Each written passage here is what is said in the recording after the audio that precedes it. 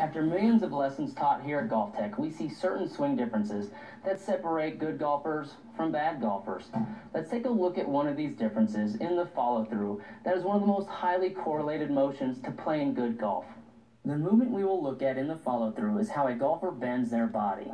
At Golf Tech, we measure the amount of bend with the shoulders and hips. These bends can be seen from the front view. Here are two female golfers. One is a 20 handicap and the other is a 35 handicap.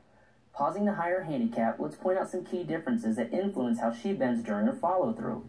Her knees are more flexed and her torso is ahead of her hips, keeping her bent forward. Comparing the 20 handicap, her hips are pushed more towards the target and her hips are slightly in front of her torso, helping her bend more backwards.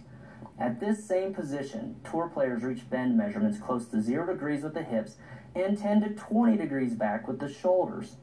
Adding a scratch golfer, you can see the differences that allow him to bend more backwards by noting how much straighter his knees are and how much farther his hips are pushed out in front of his chest. This spectrum of skill level and how the golfer bends in the follow-through clearly reveals one of the critical motions to playing better golf.